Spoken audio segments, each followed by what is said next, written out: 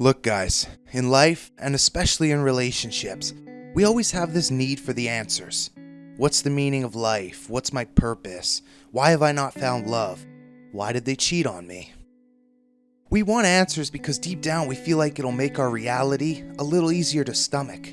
But as always, I'm here to listen, to be the shoulder to cry on, but most importantly, someone who's here to help you all deal with the low points of your breakups, grow from them, and build for stronger relationships in the future. Clearly, I'm not about to sit here and try to dig into the meaning of life, but I've seen so many examples of relationships ending because someone was unfaithful. And I notice that when they're caught, they hardly ever respond with joy. They never seem as though the charade is over and they can now go and start a relationship with this new person. Instead, when caught, they usually respond with remorse, anger, or denial. Remorse. Obviously, if you catch someone in the act, denial probably isn't the best strategy. People who respond with remorse will either say it's because they made a mistake or that they wished you didn't find out that way, indicating that they are well aware your relationship is over, but didn't have the courage to end it the typical way. To say it was a mistake is a cop-out. It's a form of denial, but can't be categorized as such because they may not be aware that that's what's going on. There is, however, a difference between a mistake and making a decision that you regret. You didn't forget you were in a relationship. You likely didn't crawl into bed with that person honestly assuming that they were your partner. It was a decision. The reason saying it was a mistake walks a fine line between remorse and denial is because for them to make that decision, something was lacking in your relationship. That something isn't necessarily your fault or your partner's. A lot of people like to try and pretend to be monogamous. Some people may actually think that that's what they want, but it isn't for everybody. And if your partner has a hard time with that, they could brush it off as a mistake because they really don't understand what drove them to do that. If a monogamous relationship is really what you want, you can't waver on that. You will resent them and you won't trust them. Trying to be someone you're not may work for a while, but never a lifetime. If you can't accept your partner hooking up with other people, you need to understand that just the same, they will not be able to pretend to be monogamous forever. When they are remorseful, it's probably the hardest thing to do to walk away. But you can't devalue what you want to the point of giving up something so fundamental. You need to endure the pain. Take this burden and build yourself back up so that when the day comes where you meet the person that wants what you want, you will know what was missing last time. You will know why they cheated because what you will have will be much greater than what you had. What you had caused you this pain. What you will have won't leave you asking yourselves the kind of questions that we're answering today. Anger. This applies whether or not you catch them in the act. They know they got busted. This response typically comes from those that have a hard time taking criticism. They know what they did wrong, they know you're mad, they know that they're in the hot seat, and their accountability issues will not allow them to take the scolding you may want to dish out. They will look for a way to turn the tables, place at least some of the blame on you, and since they know there's likely not a scenario that has them walking away from this with no blame and all of it placed on you, they will try to match your level of anger, even if they don't have a leg to stand on, in the hopes that you both come out of this with a mutual understanding that you were both wrong. Obviously, there's a moral gray area as to how you find out someone is cheating. Sometimes this knowledge just falls onto your lap. Other times people start digging. The risk is, if you dig too much, you get caught, and they weren't cheating, it'll be hard to get that trust back. If you do some digging and it turns out your suspicions were right, that's even worse. Look at it this way. You start snooping for information once, get nothing, and you're caught. You lose one relationship. If you're looking and you do find something, that could cost you a lot more relationships down the road. A fear of trusting anyone because of those that did betray us is not always something to act on. Looking too hard for things that could end a relationship is a clear sign that it's doomed already. As far as your partner's reaction goes, if you're right and they were cheating, there's nothing to it. If they're mad about how you found out, doesn't matter. If you're mad that they aren't remorseful, doesn't matter. You've got your answer, even if it's not the one you wanted. And to add to that, If your partner can't even swallow their pride long enough to acknowledge the betrayal you feel, you get it, right? That's not the one for you. Denial.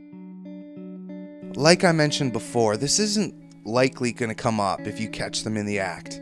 This commonly happens if you have suspicions, if you've seen incriminating texts or pictures, or any kind of evidence that would lead you to this conclusion. But there are two types of people that do this. Those that are manipulative, that don't take your relationship as seriously as you do, and just overall like to play games. Or someone who doesn't yet understand what's missing from the relationship.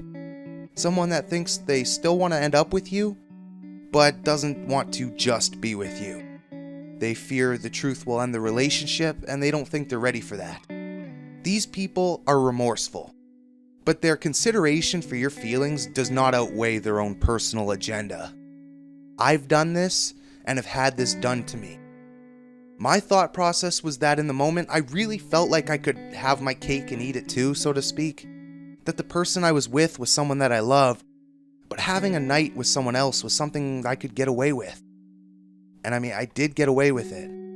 Funny thing is, she did the same thing to me the exact same night, but she didn't get away with it.